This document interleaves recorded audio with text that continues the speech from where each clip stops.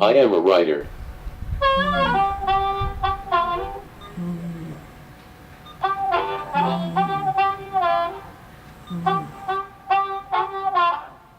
Always wanted to.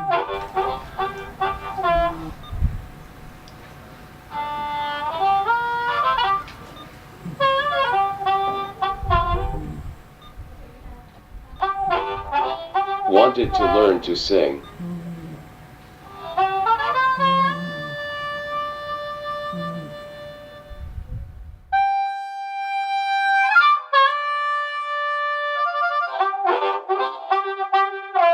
I had an ad on Craigslist for my voice lessons, and Bernie responded to the ad.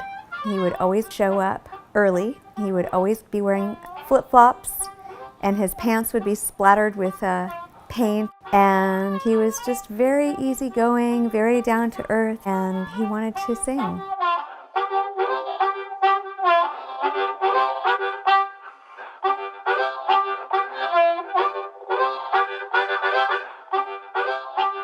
He had always loved music, he had always played music, but he had never taken it seriously. And finally he decided he just wanted to take it to the next level. And that's when he contacted me.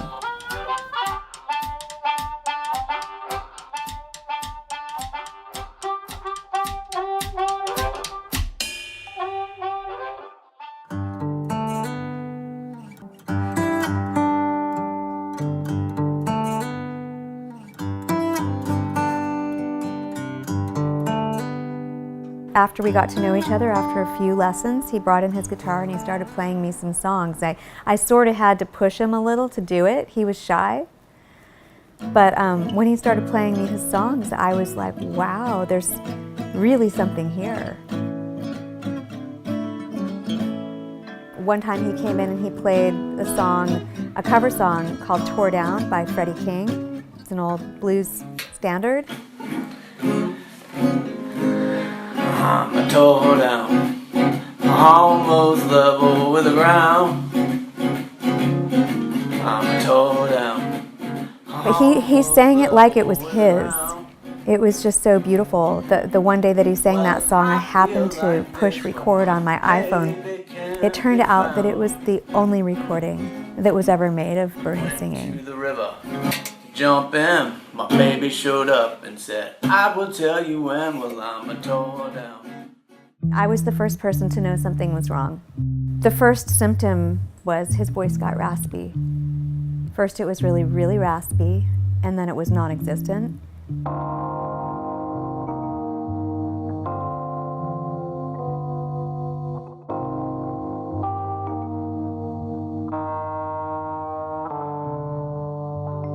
About 2 months after coming for voice lessons, Bernie lost his voice. So what we did is we shifted the focus of our lessons from voice to songwriting. And he had a very talented daughter, and she also started coming for voice lessons.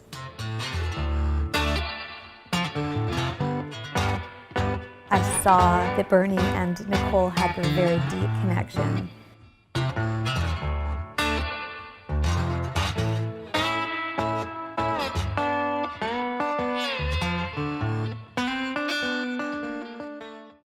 Bernie was completely dedicated to the craft of music and developing his voice. He started bringing in lyrics. Sometimes he would bring them to lessons, and other times he started mailing them to me. It's a very personal thing when you teach somebody how to sing and you help them with their songs. You get to know them because songs come from a deep place. So he shared with me about being a single father, and I shared some of my experience about being a single mom.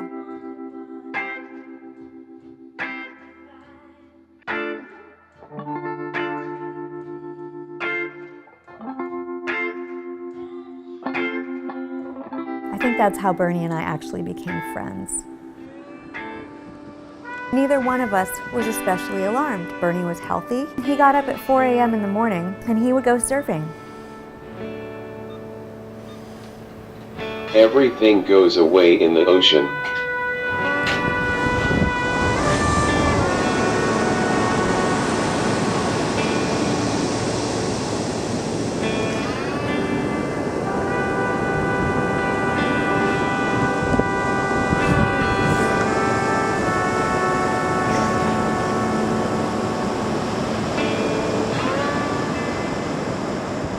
I started to notice that Bernie had other symptoms. He was having a hard time swallowing. He wouldn't drink water or eat food in front of anybody, and he was drooling. And he was also starting to lose weight. So when he saw the neurologist, they wanted to test him for ALS. That took a little while.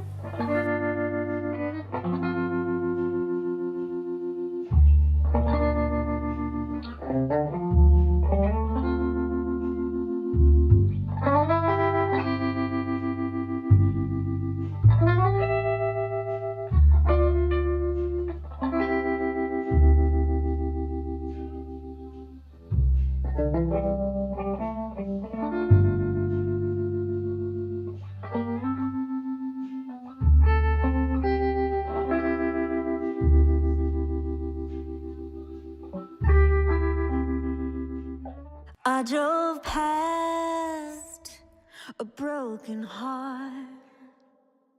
I drove past.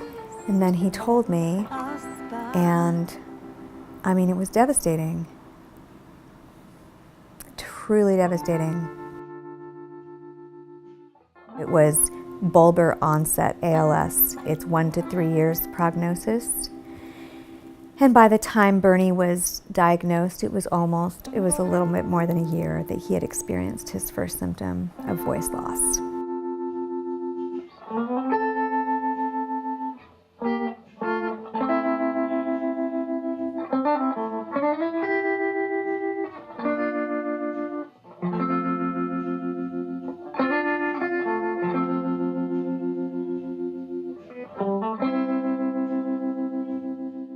And I said, well, Bernie, what do you want to do with the time that you have? How do you want to use your time? He wanted to make an album. I was like, you can't speak and you can't sing, so how are you going to make an album? And he said, I want you to be my voice. Bernie, he was so persistent. There was part of me that didn't know if I could do it justice. I wanted to do it. I just didn't know if I knew how. But what happened is something bigger than me took over. It was there.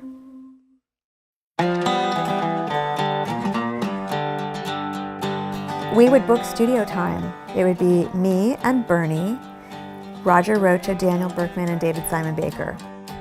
It was just a mysterious project. We were going to work with a guy who couldn't speak anymore, and he had a pile of lyrics.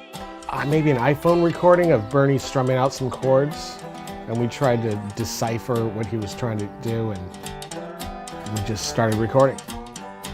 We were very alive in the creative process with Bernie. By then he had a feeding tube. He's feeding himself through a syringe. He's barely able to walk, barely able to move. Though he couldn't speak, he was extremely instrumental in guiding our creative work. And he was like unapologetic, he was like yes or no. And that was extremely helpful. It went so well, we booked another session and did another song the same way, and the entire record was created that way. But Bernie was so happy to be making music.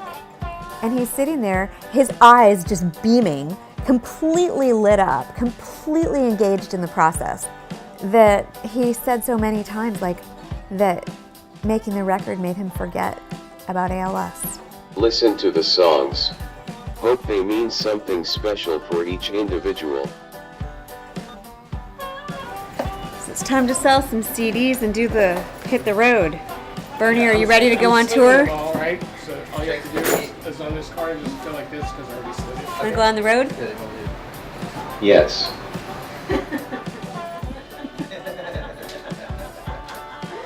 Family loves Nose song. Family loves the Nose song. We almost didn't even put that on there. Your niece Maddie came up with this idea?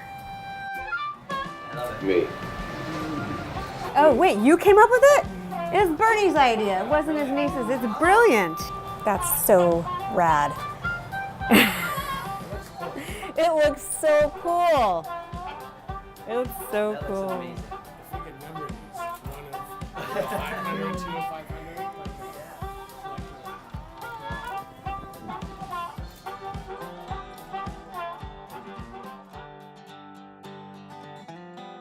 Thank you guys so much for being here tonight. And I want to thank you, Bernie, for the incredible honor of asking me to be your voice, and everyone out there who gave your hearts and contributed. I just want to say this matters, and this is success. Welcome to the stage, Bernie's daughter, Nicole. All right, Nicole is going to do a song that she wrote yesterday.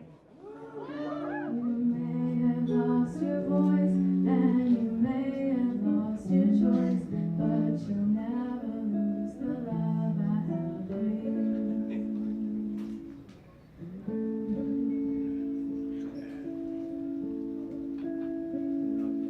And I swear I'll be patient for the days we had. I'm gracious, and you will be forever in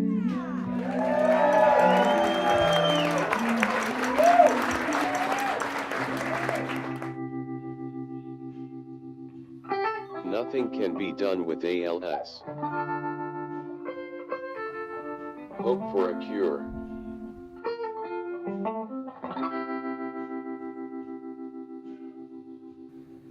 Live as long I can.